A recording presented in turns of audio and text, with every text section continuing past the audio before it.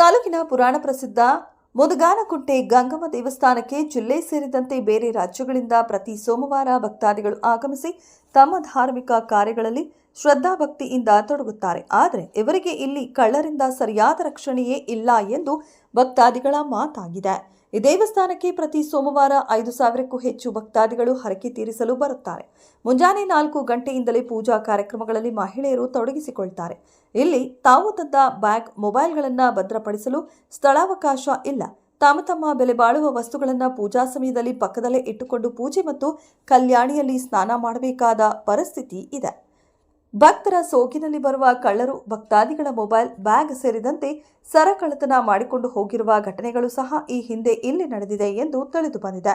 ಅತಿ ಹೆಚ್ಚು ಜನ ಭಕ್ತಾದಿಗಳು ದೇವಾಲಯಕ್ಕೆ ಬರುವ ಕಾರಣದಿಂದ ಇದನ್ನೇ ಬಂಡವಾಳ ಮಾಡಿಕೊಂಡ ಕಳ್ಳರು ಸಲೀಸಾಗಿ ಜನಗಳ ಮಧ್ಯೆ ತಪ್ಪಿಸಿಕೊಂಡು ಹೋಗುತ್ತಾರೆ ಎಂದು ಅಲ್ಲಿನ ಸಿಬ್ಬಂದಿ ತಿಳಿಸುತ್ತಾರೆ. ಈ ದೇವಸ್ಥಾನಕ್ಕೆ ಸಾವಿರಾರು ಭಕ್ತಾದಿಗಳು ಬರುತ್ತಿದ್ದರು. ಭದ್ರತಾ ಲೋಪ ಹೆಚ್ಚುತ್ತಿದ್ದು ಪೊಲೀಸ್ ಇಲಾಖೆಗೆ ಸಂಬಂಧಪಟ್ಟ ಇಲಾಖೆಯಿಂದ ಪತ್ರ ಬರೆದು ಸಿಬ್ಬಂದಿಯನ್ನ ನಿಯೋಜನೆ ಮಾಡುವಂತೆ ತಿಳಿಸಲಾಗಿದ್ದು, ಯಾವುದೇ ರೀತಿಯ ಕ್ರಮಕ್ಕೆ ಮುಂದಾಗದೇ ಇರುವುದು ವಿಪರ್ಯಾಸ. ಆದರೆ ಭಕ್ತಾದಿಗಳು ತಮ್ಮ ಅಮೂಲ್ಯವಾದ ವಸ್ತುಗಳನ್ನು ಕಳೆದುಕೊಂಡ ಭಕ್ತಾದಿಗಳು ಕಂಗಾಲಾಗುತ್ತಿದ್ದಾರೆ.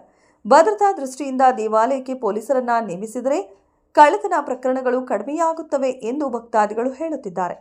ಇನ್ನು ದೇವಸ್ಥಾನದ ಆಡಳಿತ ಮಂಡಳಿಯಿಂದ ಇತ್ತೀಚೆಗೆ ಸೂಕ್ಷ್ಮ ಸ್ಥಳಗಳಲ್ಲಿ 16 ಸಿಸಿ ಕ್ಯಾಮೆರಾಗಳನ್ನು ಅಳವಡಿಸಲಾಗಿದೆ. ಆದರೂ ಕಳ್ಳತನ ಪ್ರಕರಣಗಳು ನಿಲ್ಲುತ್ತಿಲ್ಲ ಎಂದು ಭಕ್ತಾದಿಗಳು ದೂರುತ್ತಿದ್ದಾರೆ. ಧಾರ್ಮಿಕ ದತ್ತಿ ಇಲಾಖೆಗೆ ಸೇರಿದ ಈ ಮುದಗಾನಕುಂಟೆ ದೇವಸ್ಥಾನಕ್ಕೆ ಪ್ರತಿ ಸೋಮವಾರ 30,000ಕ್ಕೂ ಹೆಚ್ಚು ಹಣ ಭಕ್ತರಿಂದ ದೇವಸ್ಥಾನದ ಹುಂಡಿಗಳಲ್ಲಿ ಸಂಗ್ರಹವಾಗುತ್ತೆ. ಆದರೆ ಇಲ್ಲಿ ಸಿಬ್ಬಂದಿ ಕೊರತೆ ಎದ್ದು ಕಾಣುತ್ತಿದೆ. ಎಷ್ಟು ದೊಡ್ಡ ದೇವಸ್ಥಾನಕ್ಕೆ ಕೇವಲ 8 ಮಂದಿ ಮಾತ್ರ ಸಿಬ್ಬಂದಿಗಳು ಕೆಲಸ ಮಾಡ್ತಾರೆ. ಪ್ರತಿ ಸೋಮವಾರ ದೇವಾಲಯದ ಆವರಣದಲ್ಲಿ 150ಕ್ಕೂ ಹೆಚ್ಚು ತಾತ್ಕಾಲಿಕವಾಗಿ ಅಂಗಡಿಗಳು ನಿರ್ಮಾಣವಾಗುತ್ತವೆ ಮತ್ತು ಸುಮಾರು 2,000 ಜನಕ್ಕೆ ಊಟದ ವ್ಯವಸ್ಥೆಯನ್ನು ಸಹ ಇವರೇ ಒದಗಿಸಬೇಕು. ಜೊತೆಗೆ ಸ್ವಚ್ಛತೆಯನ್ನ ಮಾಡುವುದು ಇವರಿಗೆ ಸವಾಲಿನ ಕೆಲಸವಾಗಿದೆ. ಈ ಸಿಬ್ಬಂದಿ ಕೊರತೆ ಬಗ್ಗೆ ಮೇಲಾಧಿಕಾರಿಗಳ ಗಮನಕ್ಕೆ ತರಲಾಗಿದೆ. ಆದರೂ ಈವರೆಗೆ ಯಾವುದೇ ಸಿಬ್ಬಂದಿಯನ್ನ ನೀಡಿಲ್ಲ.